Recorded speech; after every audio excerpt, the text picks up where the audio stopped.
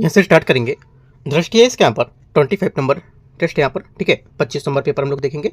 इसमें यहाँ पर रहेगा जो पेपर ये, इसमें आपको यहाँ से क्या करना है कि जो फुल लेंथ यहाँ पर पेपर है, ठीक है, फुल लेंथ पेपर यहाँ पर तीसरा है। इसमें पार्ट 1 हम लोग यहाँ पर कर चुके हैं और पार्ट 2 यहाँ से आज कवर करेंगे। कहने का मतलब यहाँ पर 100 क्वेश्चन होते हैं, पार्ट 1 में 50 क्वेश्चन, करीब 50 क्वेश्चन पार्ट 2 में हम लोग कवर करते हैं, ठीक है, जैसे कि पहले से करते आ रहे हैं, है ना।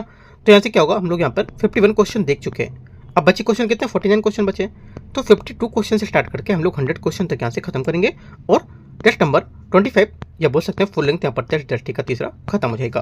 फिर अगला भी संडे को होने वाला है टेस्ट नंबर 4 फुल लेंथ, वो भी हम लोग यहाँ से कवर करेंगे इसको, ठीक है। और उससे पहले अभी विजन का जो टेस्ट नंबर 32 है वो भी हम लोग यहाँ पर देखेंगे, ठीक है। तो स्टार्ट करते हैं। फिलहाल आज इसको हम लोग कवर करते हैं। सुबह हम लोग ने यहाँ किया है, जो विजन है इसका क्लास टेस्ट होता है, मिनी टेस्ट, जो काफ़ी इंपॉर्टेंट यहाँ पर हर छोटे छोटे टॉपिक को लेकर के डिस्कस किया जाता है। छोटे छोटे टॉपिक का कहने मतलब है जैसे क्लास में 1 घंटे का टेस्ट है ना, 1.5 घंटे का टेस्ट, तो ऐसे यहाँ पर टॉपिकों का टेस्ट लिया था जो काफ़ी इंपॉर्टेंट टॉपिक होते हैं। तो वहाँ पर वो भी मैंने कराया हुआ है, करीब उसके 13 पेपर में करा चुका हूँ। आज 13वां नंबर पेपर कराया था आर्ट कल्चर का, देख सकते हो आप, ठीक है, इंपॉर्टेंट है सब। और डेली टारगेट के अकॉर्डिंग यहाँ पर चल रहा है। डेली टारगेट में जैसे भी हम लोग कल्चर कर रहे हैं, कल्चर में और साइंस टेक्नोलॉजी, तो उसके हिसाब से हम लोग अपना टॉपिक भी कर रहे हैं कि यहाँ पे वो आपका तैयार होता रहे अच्छे से, ठीक है। स्टार्ट करते हैं, आते हैं क्वेश्चन नंबर 51, 52, देखते हैं कहाँ से करना है। 51 तक यहाँ से हम लोग देख चुके थे ये, ठीक है, ये हो चुका था पूरा। आगे आते हैं 52 नंबर क्वेश्चन से कवर करते हैं क्वेश्चन को। 52 नंबर क्वेश्चन है, स्टारलिंक के संबंध में विचार करना है। ये स्पेसएक्स द्वारा संचालित है, जिसमें निम्न भूकक्षा एलियो में स्थित 7000 से अधिक या परोपकारी नेटवर्क का शामिल होना होता है, जिसमें पर एक मेगा और कॉन्स्टेलेशन निर्मित होता है और यह विश्व के विभिन्न क्षेत्रों में कनेक्टिविटी प्रदान करता है। पहला क्या होगा, 52 का स्टेटमेंट करेक्ट है। भारत ने स्टारलिंक को वाणिज्यिक परिचालन को मंजूरी दी थी, जिससे यहाँ पर घरेलू दूरसंचार प्रदाताओं के साथ प्रतिस्पर्धा करने का अवसर मिलेगा। सेकेंड बात यहाँ से ये भी करेक्ट है। तीसरा है, स्टारलिंक के ऊपर में हॉल थ्रस्टर्स लगे होते हैं, जिसमें क्या होता है, आवेग उत्पन्न करने हेतु विद्युत और क्रिस्टन गैस का उपयोग होता है। तीसरी बात भी करेक्ट है। तीनों बातें यहाँ से सही है। आंसर सी, स्टारलिंक के बारे में एकदम करेक्ट है। क्वेश्चन नंबर 53 है, प्रधानमंत्री मातृत्व वंदना योजना के बारे में विचार करना है। PMMVY स्वास्थ्य एवं परिवार कल्याण मंत्रालय के अंतर्गत एक केंद्र प्रायोजित योजना होगी। 53 का पहला स्टेटमेंट यहाँ से गलत है, क्योंकि ये महिला एवं बाल विकास मंत्रालय के तहत वर्ष 2017 में शुरू की गई केंद्र प्रायोजित योजना है। क्या है केंद्र प्रायोजित योजना है? स्वास्थ्य किसान कल्याण मंत्रालय इसमें नहीं होगा, महिला विकास जो मंत्रालय है बाल विकास वो। सेकेंड बात है, इस योजना के तहत प्रथम संतान के लिए 5000 रुपये तथा दूसरी संतान के लिए 6000 रुपीज़ यहाँ पर सहायता प्रदान करने के लिए शर्तें रखी गई, बशर्ते वो लड़की हो। सेकेंड बात यहाँ से क्या होगी, ये एकदम करेक्ट है। तीसरा है कि यह योजना राष्ट्रीय खाद्य सुरक्षा अधिनियम NFSA 2013 का अनुपालन नहीं करती है।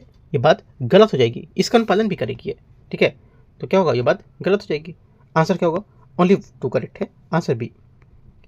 54 नंबर है, Beijing declaration and platform for action 1995 के संबंध में विचार करना है। इसे न्यूयॉर्क अमेरिका में आयोजित महिलाओं पर चौथे विश्व सम्मेलन पर अपनाया गया था। 54 का पहला स्टेटमेंट यहाँ से गलत है, क्योंकि Beijing declaration and platform for action को वर्ष 1995 में बीजिंग चीन में आयोजित किया महिलाओं पर चौथे विश्व सम्मेलन में अपनाया गया था, ठीक है। पहली बात गलत है। सेकेंड बात है, बीजिंग 30+ कार्य एजेंडा का उद्देश्य 30 वर्षों के बाद BPFA के कार्यान्वयन की समीक्षा और मूल्यांकन करना होगा।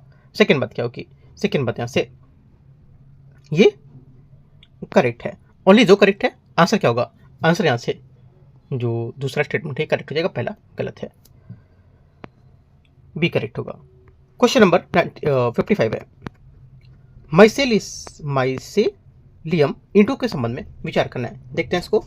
ये कवक के बीजाणु भूसी और बुरादा से बने होते हैं, जिसके यहाँ पर एक अल्पभार रेशेदार संरचना बनती है। पहली बात, 55 का पहला स्टेटमेंट यहाँ से क्या होगा, ये करेक्ट है।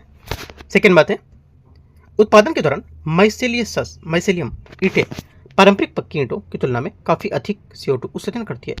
सेकेंड बात क्या होगी, सेकेंड बात यहाँ से गलत है, क्योंकि पारंपरिक पक्की ईंटों के विपरीत जो प्रतिवर्ष लगभग 300 मिलियन टन CO2 उत्सर्जित करती है, और माइसेलियम जो ईंटें होते हैं ये कार्बन फुटप्रिंट कम होता है इसमें। ये बात गलत हो जाएगी, ये काफ़ी न्यूज़ में है इस बार, क्वेश्चन यूपीएससी पूछ सकता है माइसेलियम जो है यूनिट्स के बारे में, ठीक है, डीप जा करके। तो क्या हो गया, बात गलत हो जाएगी। मैंने 2-3 बार टॉपिक दिए और डेली टारगेट में मैंने पूरा टॉपिक कराया था इसका। अगर आप जुड़े होगे तो आपको फायदा मिलेगा यूपीएससी प्रीलिम्स में। इसलिए कहता हूँ डेली टारगेट को डेली फॉलो करना, चीज़ों को समझो, करो, और कहीं आपको चीज़ें अलग से देखने को नहीं मिलेंगी। हो सकता है कोई टेस्ट पेपर में हो, वरना तो मुश्किल है कि आपको कहीं करंट अफेयर से मिले, ठीक है। तो याद रखना है चीज़ों को, आपको जो कराता जा रहा हूँ आपको नहीं छोड़ना है। डेली टारगेट के हिसाब से भी मैं 30 दिन का प्लान भी दूंगा, है ना, दिया भी है मैंने। आज 1 तारीख है, 1 तारीख से लेकर 23 तारीख तक आपको क्या करना है ये भी मैंने प्लान दिया टेलीग्राम पे, देखो यूट्यूब पे भी मैंने बताया। तो नहीं मिलता है तो आप कॉन्टैक्ट करो, जुड़ो, है ना, तो आपको फायदा मिलेगा। वरना आप टेस्ट पेपर लगाते रहोगे और ऐसे ही पेपर ही पास होता रहेगा, है ना। पेपर मतलब पास निकलता रहेगा, जाता रहेगा, कुछ होने वाला नहीं है फिर, जब तक आप सिस्टमेटिक नहीं करोगे तो, ठीक है। तो पहला सही, दूसरा गलत है। तीसरा, क्योंकि काफ़ी इंपॉर्टेंट टॉपिक है, मैंने वहाँ भी बताया था कि क्वेश्चन यहाँ से बनने की उम्मीद है ना। और यहाँ से क्वेश्चन देखो टेस्ट सीरीज में पूछा भी गया ये, राइट। तो तीसरा स्टेटमेंट है, ये बायोडिग्रेडेबल, अग्निरोधी है तथा प्रभावी उष्मा का रोधक होगा। तीसरी बात क्या है, तीसरी बात यहाँ से करेक्ट है। आंसर 1 और 3 सही है, दूसरा गलत है, सी। क्वेश्चन नंबर 56 है, देखते हैं। कथन 1 और कथन 2, डेटा सेंटर विशेष केंद्र है जिनका उपयोग बड़ी मात्रा में इलेक्ट्रॉनिक डेटा को संग्रहित करने के प्रबंधित करने और संसाधित करने के लिए किया जाता है। 56 का पहला स्टेटमेंट यहाँ से क्या होगा, ये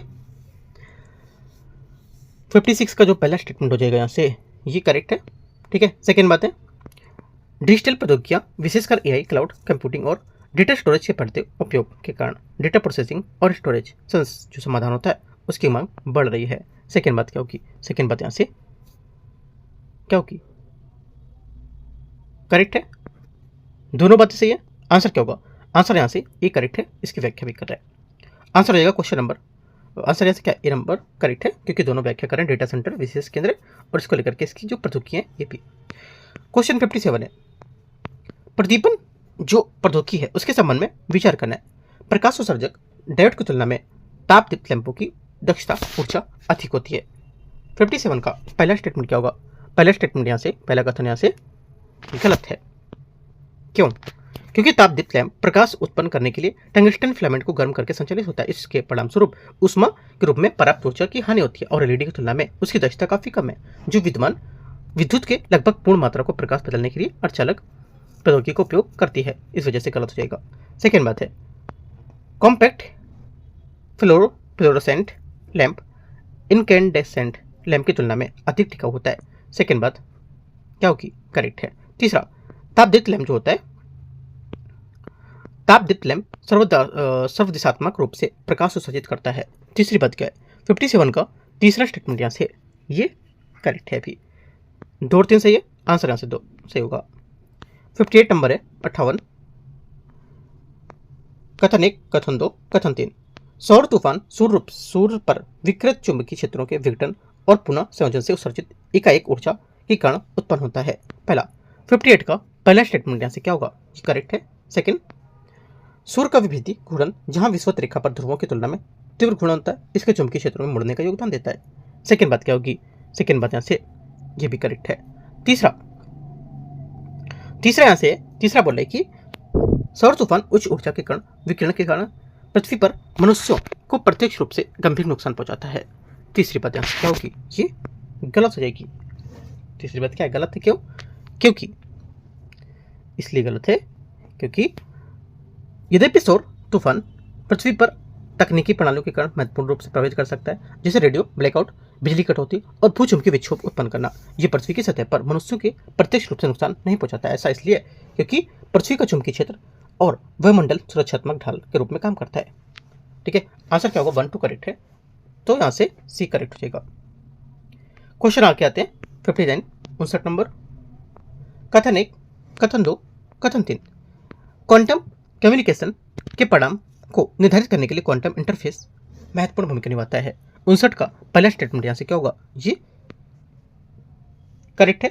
ठीक है, सेकेंड बात है, क्वांटम सिस्टम इंटरफेस कुछ परिणामों की संभावना को बढ़ा सकता है जबकि अन्य को कम कर सकता है, ये भी बात सही है। ठीक है, या रद्द कर सकता है।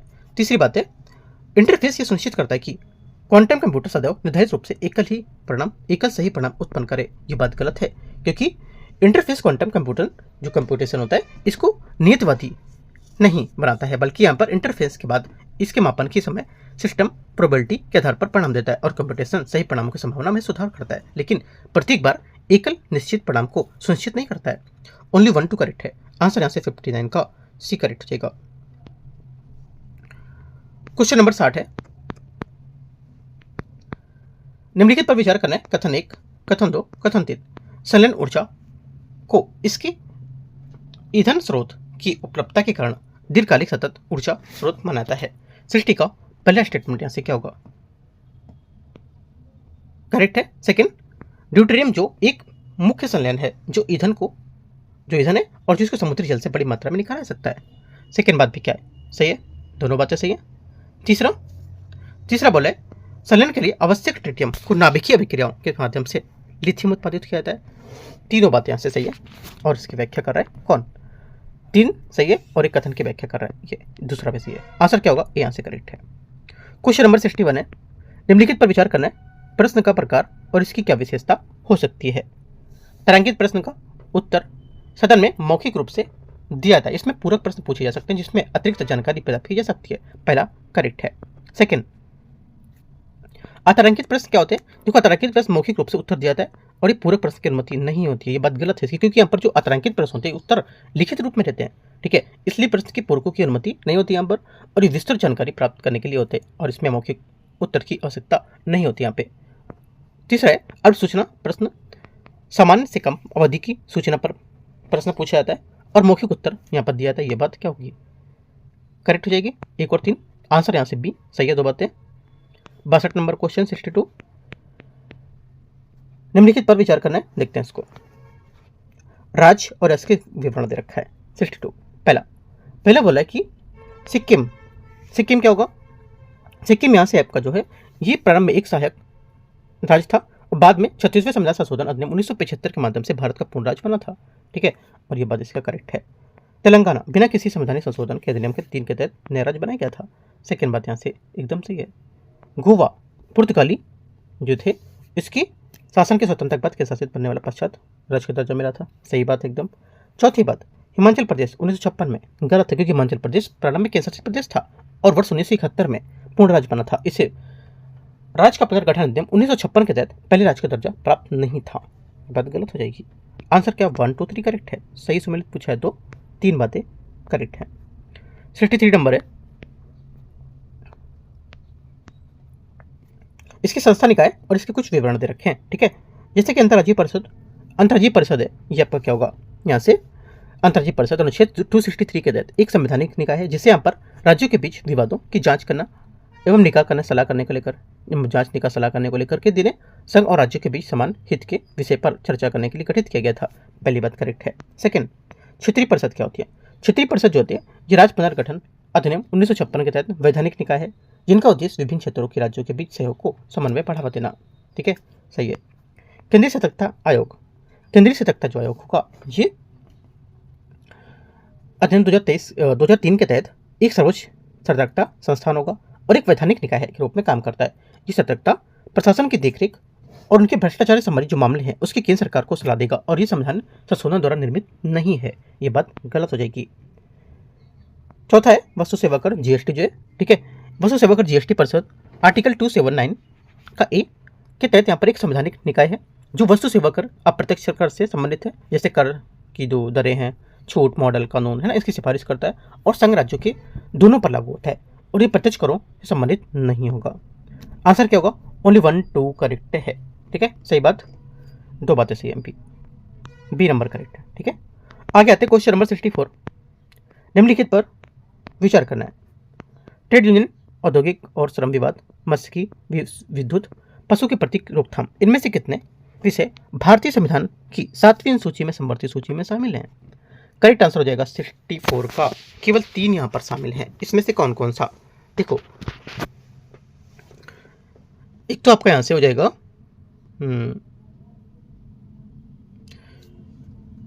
ट्रेड यूनियन, औद्योगिक और श्रम विवाद, ठीक है, विद्युत हो जाएगा, पशु की प्रति क्रूरता रोकथाम, लेकिन मत्स्यिकी इसमें नहीं होगा, ठीक है। मत्स्यिकी राज्यसूची का विषय जो इसके स्थानीय और क्षेत्रीय स्वरूप को क्या है दर्शाता है, राइट, तो ये बात गलत है। आंसर 1 3 4 करेक्ट है, 3 बातें सही है। आगे आते क्वेश्चन 65, निम्नलिखित पर विचार करना है। संविधान कि यहाँ पर प्रावधान और किसके अंतर्गत यहाँ पर शामिल किए गए थे। पहली बात है संविधान और का जो अंतर्राष्ट्रीय शांति और सुरक्षा को बढ़ावा देना, ठीक है। पहला क्या होगा, पहली बात यहाँ पर बोल राज्य के नीति निर्देशक तत्व, करेक्ट है। राष्ट्रीय महत्व के स्थलों को स्मारक का संरक्षण करना, सेकेंड बात क्या होगी, सेकेंड बात जो संरक्षण करना प्रावधान आर्टिकल 49 के तहत राज्य के नीति निर्देशक तत्वों के तहत शामिल किया गया, मूल कर्तव्य में नहीं किया गया। मानव तस्करी और बंधुआ मजदूरी निषेध मूल अधिकार में किया गया है, ये बात करेक्ट है। मानव तस्करी को यहाँ पर अनुच्छेद 23 के तहत भाग 3 मूल अधिकार के रूप में सुनिश्चित किया गया, जो यहाँ पर राज्य को निजी व्यक्तियों और दोनों के विरुद्ध प्रवर्तनी बनाता है, करेक्ट है। आंसर 65 का बी करेक्ट है। 66 नंबर है राज्य के राज्यपाल के संबंध में विचार करना है। राज्यपाल किसी विधेयक को राष्ट्रपति के विचारार्थ सुरक्षित रख सकता है, भले ही राज्य सरकार राज्य मंत्रिपरिषद उसे विधेयक पर स्वीकृति देने पर सलाह दे, ठीक है। पहला क्या होगा, देखो 66 का पहला स्टेटमेंट यहाँ से करेक्ट है, क्योंकि राज्यपाल किसी विधेयक को राष्ट्रपति के विचारार्थ सुरक्षित रख सकता है और ये शक्ति मंत्रिपरिषद की सलाह के विपरीत भी प्रयोग कर सकता है, विशेषकर जब मामला संवैधानिक महत्व का हो तब, करेक्ट है। जब किसी विधेयक को राष्ट्रपति के विचारार्थ सुरक्षित रखा जाता है तो उसके बाद राज्यपाल उस विधेयक पर कोई कार्रवाई नहीं कर सकता है, सेकंड एकदम करेक्ट है। दोनों बातें सही हैं, आंसर सी सही हो जाएगा। 67 नंबर है निम्नलिखित कथन पर विचार करना है। अनुच्छेद 371A के तहत राष्ट्रपति को सिक्किम की विधानसभा सीटों की संख्या निर्धारित करने तथा विभिन्न वर्गों के लिए सीटों का आरक्षण करने का प्रावधान का अधिकार देता है। 67 का पहला स्टेटमेंट यहाँ से क्या होगा, ये गलत है। क्यों? क्योंकि अनुच्छेद 371 में यह प्रावधान है कि नागालैंड में नागाओं की धार्मिक या सामाजिक प्रथाओं, रूढ़िजन, विधि, न्याय प्रशासन तथा भूमि और उसकी संपत्ति जो स्रोत होते हैं उसके स्वामित्व के नियंत्रण से संबंधित संसद के कानून तब तक लागू नहीं होंगे जब तक कि राज्य विधानसभा उन्हें स्वीकृति न दे दे।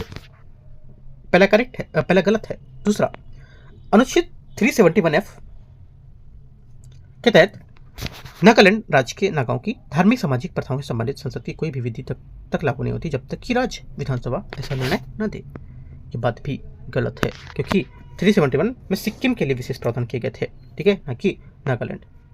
दोनों बातें गलत है। आंसर 67 का क्या हुआ, डी करेक्ट होना चाहिए। हाँ, डी करेक्ट है, सही है। 68 निम्नलिखित पर विचार करना है। दहेज प्रतिषेध विधेयक 1961, बैंककारी सेवा आयोग 1977, आतंकवाद निरोधक जुर्माना विधेयक है 2002, वस्तु सेवा कर जीएसटी 2016। इनमें से कितने विधेयक संसद की संयुक्त बैठक के माध्यम से पारित किए गए थे? करेक्ट आंसर हो जाएगा 68 का, ये पारित किए गए थे। एक तो यहाँ से आपका हो जाएगा जो पारित किए गए थे इनमें से संसद की संयुक्त बैठक के माध्यम से, संयुक्त बैठक से भी किया गया था 68 में आपका हो जाएगा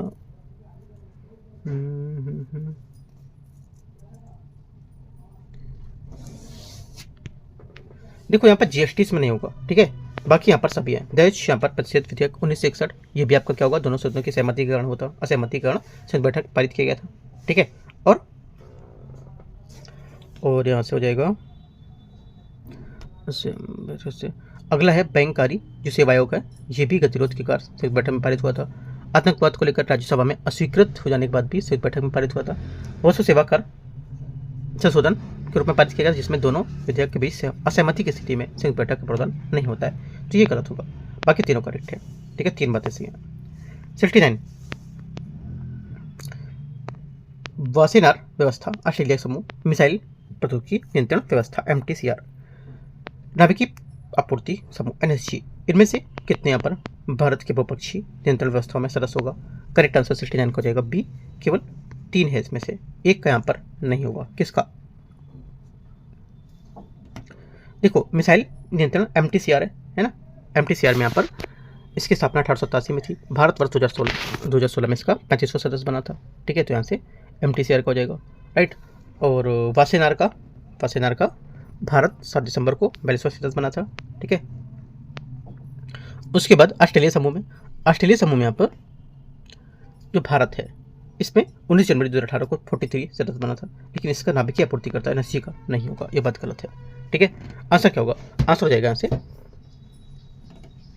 1 2 3, 3 बातें सही है। 70 निम्नलिखित में से विचार करना। Indonesia, Malaysia, Timor Leste, Vietnam, Myanmar, Thailand, यहाँ पर 6 कंट्री दे रखे हैं, ठीक है। इनमें से कितने जो देश है दक्षिण पूर्व एशियाई राष्ट्र संघ ASEAN कि जो यहाँ पर मेंबर कंट्रीज होंगे। 70 करेक्ट होगा यहाँ से क्या, इसका डी, ठीक है, सभी 6 पूरे। क्वेश्चन नंबर 71, बाघों के यहाँ पर संबंधित निम्नलिखित में से कथन विचार करना है। कंबोडिया, लाओस और यहाँ पर वियतनाम में बाघ विलुप्त हो गए थे। पहला 71 यहाँ से करेक्ट है। भारत में बाघों की संख्या सबसे अधिक मध्य प्रदेश में है, सेकंड बात भी करेक्ट है। बाघों की संख्या दोगुना करने के लिए विश्व वन्यजीव कोष द्वारा TX2 अभियान शुरू किया गया है।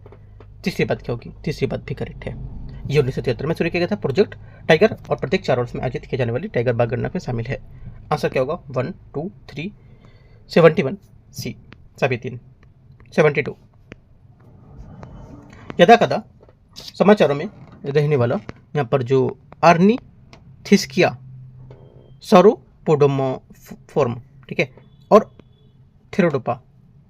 थेरोपोडा के बारे में किससे संबंधित है, ये संबंधित है 72 में। करेक्ट आंसर डायनासोर के प्रमुख समूह है, एक तरह से इनके ग्रुप हैं, ठीक है। आगे 73 है, कथन 1 कथन 2। समुद्री कवक पौधे पोषक चक्र और पारिस्थितिक तंत्र की स्थिरता के लिए महत्वपूर्ण होते हैं। पहली बात यहाँ से क्या होगी, ये पहला स्टेटमेंट यहाँ से इसका होगा, करेक्ट होगा। सेकंड, समुद्री कवक सूक्ष्म जीव हैं जो समुद्री तंत्र में पाए जाते हैं और अपघटन, सजीवन और जैव सक्रिय यौगिकों के उत्पादन की प्रमुख भूमिका निभाते हैं। सेकंड बात भी करेक्ट है, दोनों बातें से आंसर यहाँ से ये क्या होगा, इसका 73 का करेक्ट आंसर है। 74 है,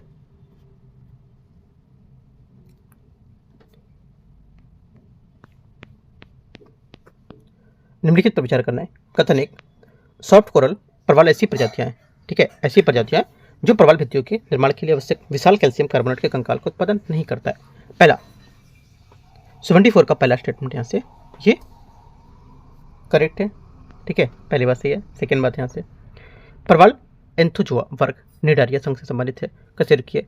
सेकेंड बात क्या होगी, सेकेंड बात यहाँ से गलत है क्योंकि यहाँ पर कोरल एंथोजोआ वर्ग निडारिया संघ से संबंधित है, आकर्षित किए है, ये बात गलत होगी। 1 सिर्फ यहाँ से करेक्ट होगा। आंसर क्या है, सी यहाँ से सही आंसर है 74 का। 75 देखते हैं, 75 नंबर क्वेश्चन।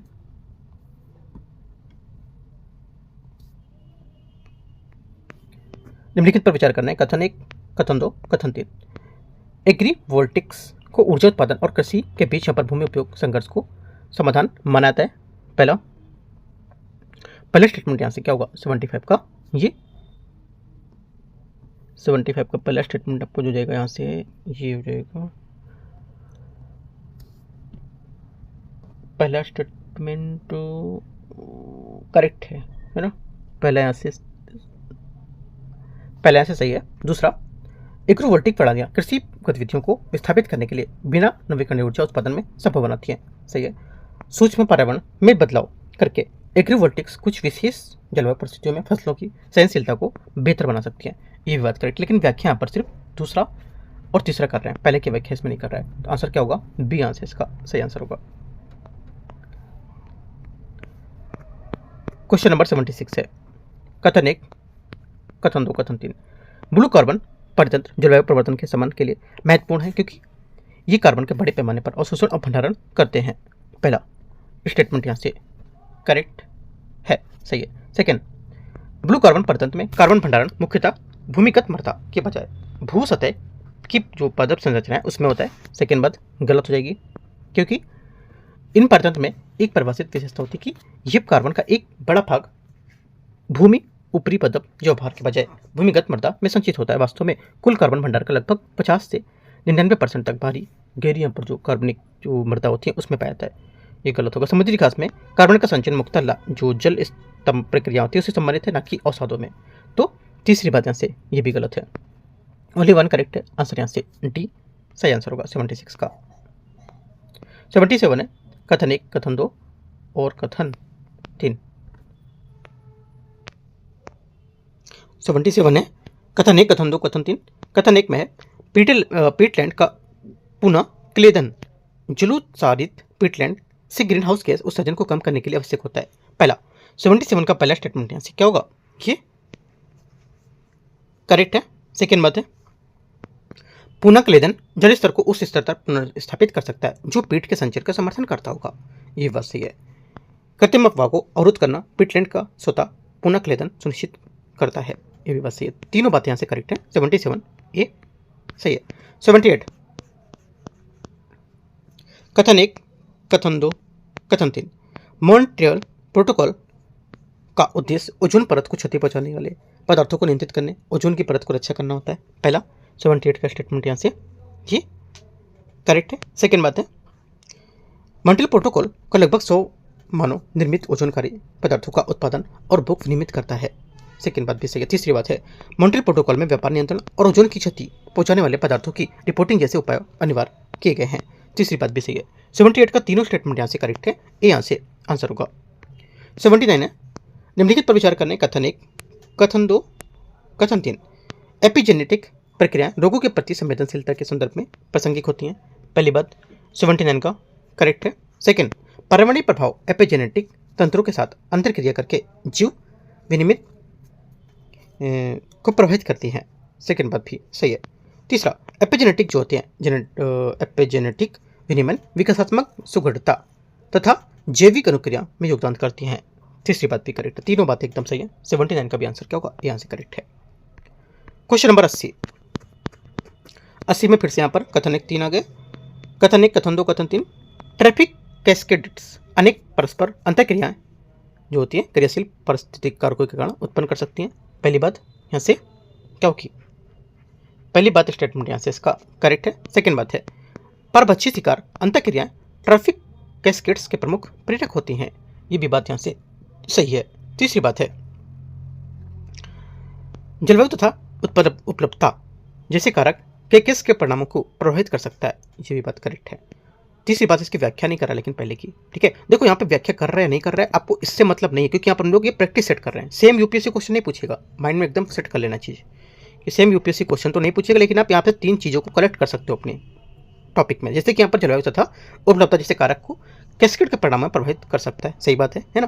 परभक्षी क्या होता है? शिकार अंतःक्रियाएं। ट्रैफिक यहाँ पर कैस्केड्स जो प्रमुख प्रेरक होते हैं उसके कारक होती है। और ट्रैफिक कैस्केड्स अनेक प्रकार के अंतःक्रियाओं के पारिस्थितिक परिणामों के कारण उत्पन्न हो सकती है। तीनों पॉइंट अगर लिखोगे तो एक अच्छा सा पॉइंट आपका क्रिएट हो जाएगा यहाँ पे टॉपिक का। तो तीनों बातें करेक्ट हैं यहाँ से। लेकिन आप सोचो यूपीएससी ने पूछेगा कौन सी व्याख्या कर रहा है कौन सा नहीं कर रहा है, तो ये बात गलत हो जाएगी, ठीक है। तो यहाँ यूपीएससी नहीं पूछेगा इसमें से सेम चीज़ें आपकी। हो सकता है कि सेम चीज़ों को लेकर उठा करके स्टेटमेंट बना के क्वेश्चन पूछ ले, लेकिन ये चीज़ उठा के क्वेश्चन नहीं पूछेगा, ठीक है। तो आप पॉइंट को पकड़ो, कौन किसकी व्याख्या कर रहा है उसको नहीं पकड़ना है, ठीक है। उसको पकड़ना है एग्जाम हॉल में। यहाँ पे आप सिर्फ पॉइंट को पकड़ो, वहाँ पे पकड़ पाओगे अच्छे से कि क्या चीज़ है। बस आप इनको सॉल्व करना सीख जाओ कि कौन किसकी व्याख्या कर रहा है ना। ये आगे आते हैं। यहाँ से क्या होगा इसका आंसर? इसका आंसर बता देता हूँ। 80 का बी करेक्ट है। क्वेश्चन नंबर 81 है, देश यहाँ पर दे रखा है और प्रचुर संसाधन यहाँ पर दे रखे हैं। पहला ऑस्ट्रेलिया। ऑस्ट्रेलिया क्या होगा? ऑस्ट्रेलिया का हो जाएगा यहाँ से लौह अयस्क के लेकर के, ठीक है। ऑस्ट्रेलिया विश्व स्तर पर लौह अयस्क के प्रमुख उत्पादकों में से एक है, जहां विशाल भंडार मुख्यतः पश्चिमी ऑस्ट्रेलिया में केंद्रित है।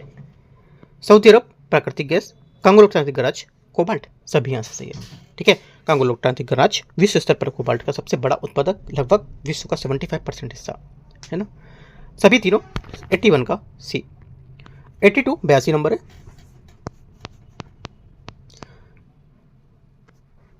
आइलैंड के संबंध में विचार करना। आइलैंड और यहाँ पर इसके विवरण है। पहली बात है, पहला बोला कि होप आइलैंड। होप आइलैंड क्या होगा?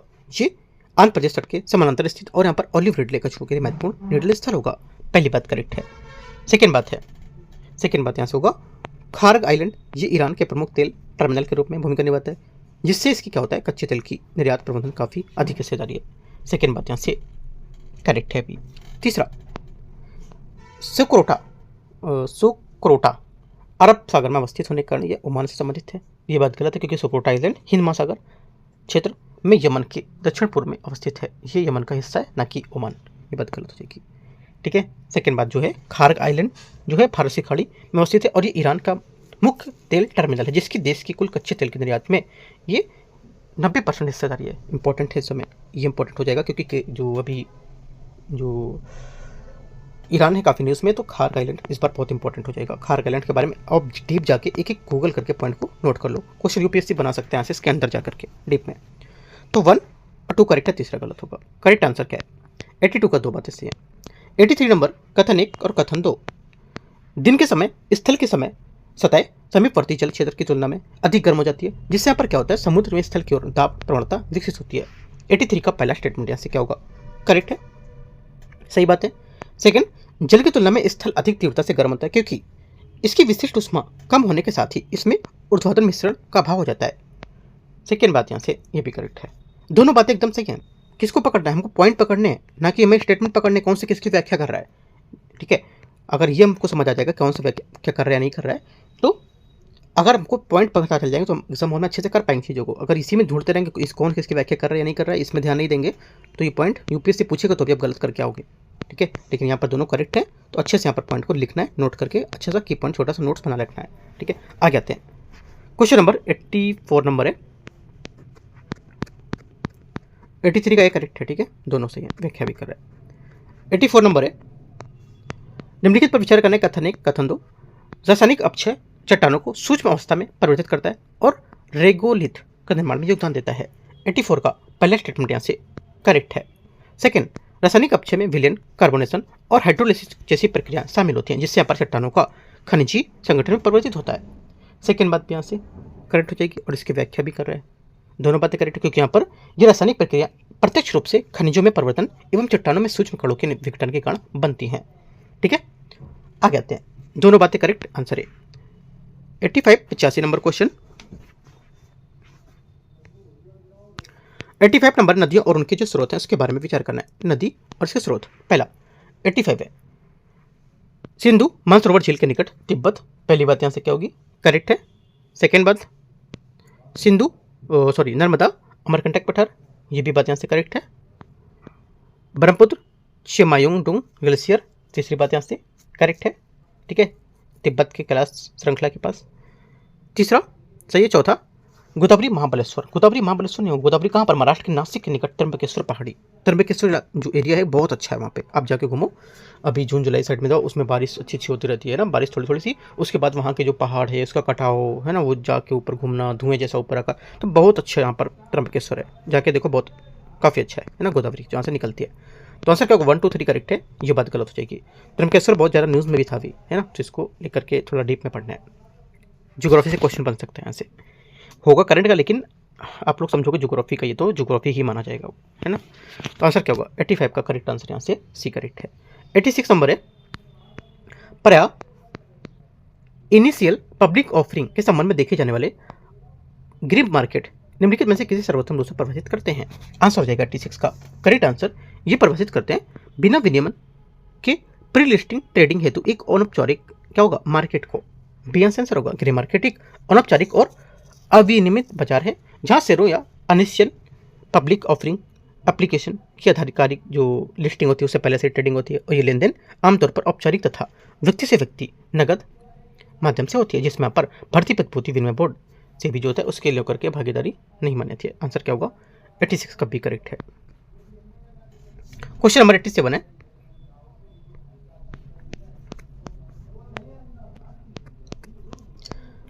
है, बैंकिंग यहाँ पर जो प्रणाली है उसके बारे में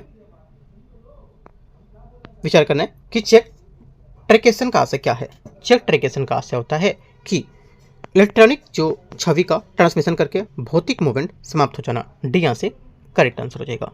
ठीक है, आगे आते हैं।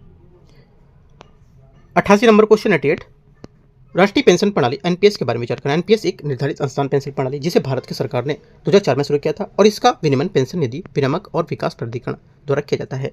88 का पहला स्टेटमेंट क्या होगा? 88 का पहला स्टेटमेंट यहाँ से जो रहेगा ये करेक्ट है। सेकेंड, एनपीएस केंद्रीय सरकार के सभी कर्मचारियों के लिए उनकी सेवा में शामिल होने के लिए तिथि से निरपेक्ष रहते हुए अनिवार्य होगी। सेकेंड बात गलत है क्योंकि एनपीएस केंद्र सरकार के सभी कर्मचारियों के लिए अनिवार्य नहीं है, ये केवल उन कर्मचारियों के लिए अनिवार्य जो 1 जनवरी 2004 के बाद सेवा में शामिल हुए थे। इसलिए ये कहना है कि ये सभी के लिए अनिवार्य सही नहीं होगा, गलत हो जाएगी बात। ठीक है, तीसरा, कोई भी भारतीय नागरिक जिसमें अनिवासी भारतीय भी शामिल हो सकते हैं और निर्धारित आयु की सीमा के भीतर स्वेच्छा से एनपीएस में शामिल हो सकते हैं। तीसरी बात क्या है? ये बात करेक्ट है। आंसर 1 और 3 सही है। यहाँ पर एनपीएस काफ़ी न्यूज़ में है, है ना, बहुत न्यूज़ में भी था, करीब 3 से 4 मंथ न्यूज़ में कंटिन्यू चलाई है। एनपीएस से क्वेश्चन यूपीएससी पूछ सकता है इस पर, टॉपिक आप लिस्ट कर लो इसको। 89 नंबर है, 89 नंबर क्वेश्चन देखते हैं।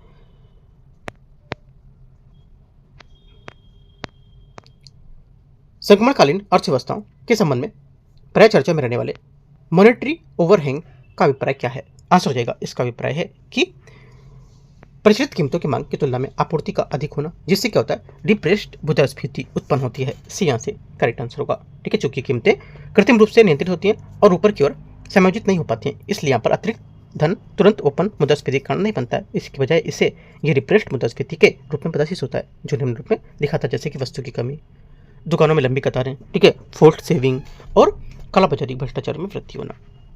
क्वेश्चन नंबर 90,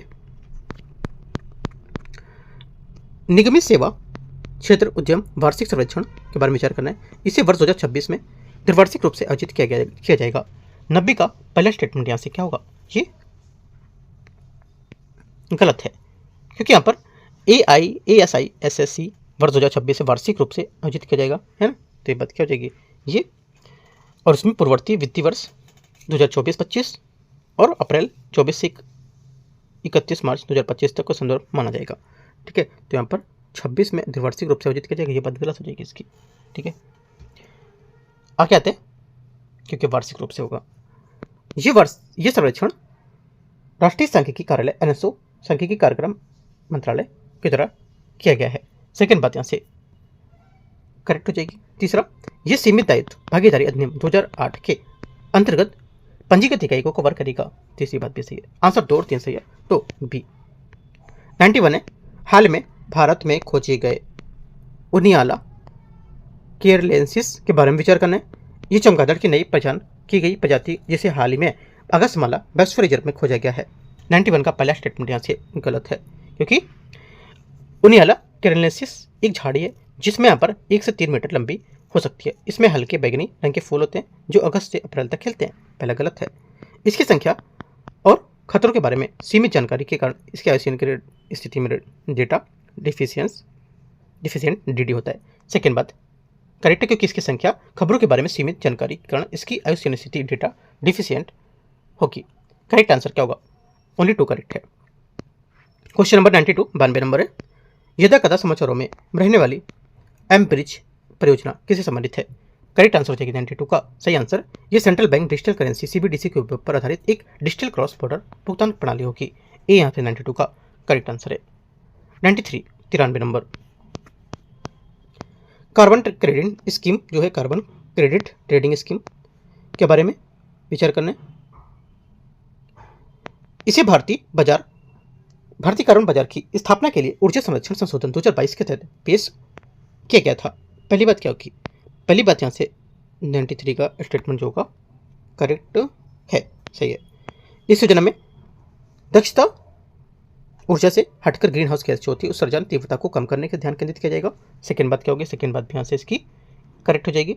तीसरी बात है, इसके अंतर्गत उत्सर्जन कमी के लक्ष्य को पार करने वाले उद्योगों में ऊर्जा बचत प्रमाण पत्र क्या होगा? ES सर्टिफिकेट क्या जारी किया जाएगा। तीसरी बात गलत है, क्योंकि यहाँ पर जो ये कार्बन क्रेडिट प्रमाण पत्र जारी करता है जिसमें प्रत्येक टन CO2 समतुल्य की कमी को दर्शाता है।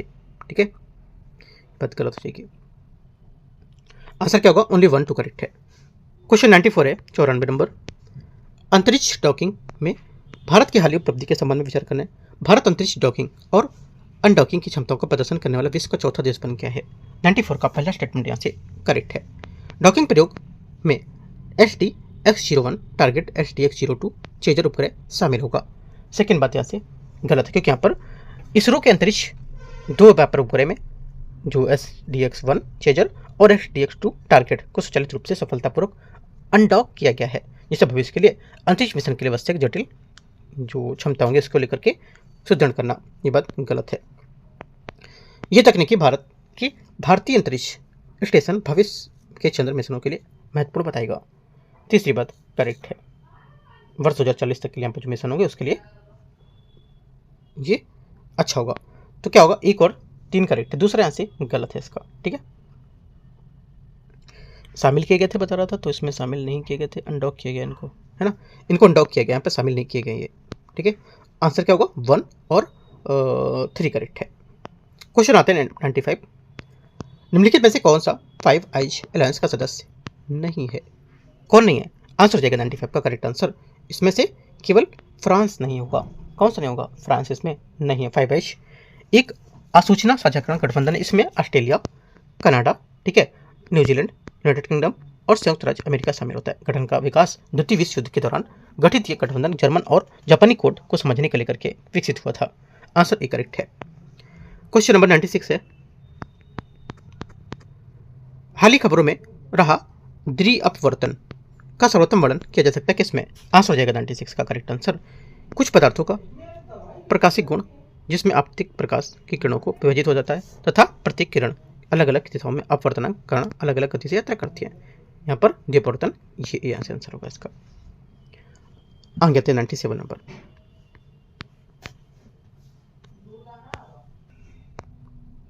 97 है। देसी मवेशियों और पशुधन के अनुकरणीय प्रबंधन को मान्यता देने के लिए गोपाल रत्न पुरस्कार, कामधेनु पुरस्कार जो है ये देसी नस्लों को लेकर संवर्धन संरक्षण के लिए गोकुल ग्राम। तो इनमें से कितने बोला कि गोकुल मिशन के हिस्सा है? गोकुल मिशन के हिस्सा हो जाएंगे सभी तीनों। 1 2 3 क्या होगा इसका करेक्ट आंसर है। ठीक है। क्वेश्चन 98 है। समर्थ इंक्यूबेशन प्रोग्राम के बारे में। ये कार्यक्रम टेलीमेट्रिक्स कार्यक्रम केंद्र द्वारा software technology parks of India के सहयोग से कार्यान्वित किया जा रहा है। 98 का पहला स्टेटमेंट यहाँ से क्या होगा? ये करेक्ट है। सेकंड, इसका उद्देश्य 5G, 6G, AI, IoT, quantum technology और साइबर सुरक्षा जैसी उभरती प्रौद्योगिकी के क्षेत्र में कार्यरत स्टार्टअप्स को समर्थन देना होगा। सेकेंड बात ये भी करेक्ट है।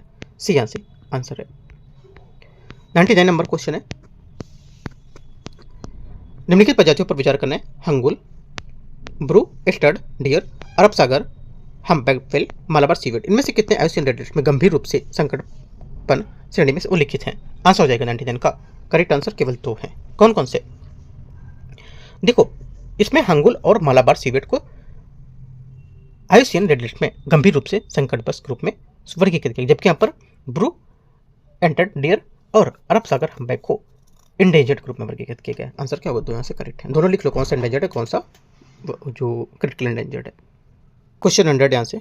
इससे बोला यदा कदा समाचारों में रहने वाला जो यहाँ पर प्लम्बिज्म है और यहाँ पर सेंचुरिज्म के संबंध में विचार करना है। ये पर बोला कि ये किससे संबंधित होगा? ये प्लम्बिज्म और यहाँ पर सेंचुरिज्म। करेक्ट आंसर 100 का हो जाएगा यहाँ से। ये सी दीर्घकालिक संपर्क होने वाला एक सीसा विषाक्तन होगा, है ना। आंसर क्या होगा? सी यहाँ से करेक्ट आंसर है। ठीक है। तो इस टाइप से हम लोग ने यहाँ पर क्वेश्चन कर लिए 100 और यहाँ पर फुल लेंथ टेस्ट इसका तीसरा खत्म हो चुका है। अब 25 नंबर ओवरऑल टेस्ट यहाँ पे खत्म हो गया है। अब संडे को होगा 26 नंबर और फुल लेंथ चौथा, तो हम लोग यहाँ पर मंडे को कवर करेंगे उसको भी। ठीक है। एंड करते हैं इसको। बाकी सुबह मैंने कराया हुआ है जो विजन का टेस्ट यहाँ पर मिनी टेस्ट है, काफ़ी इंपॉर्टेंट, वो आप यहाँ पे कवर कर सकते हो। ठीक है। All the best. Thank you.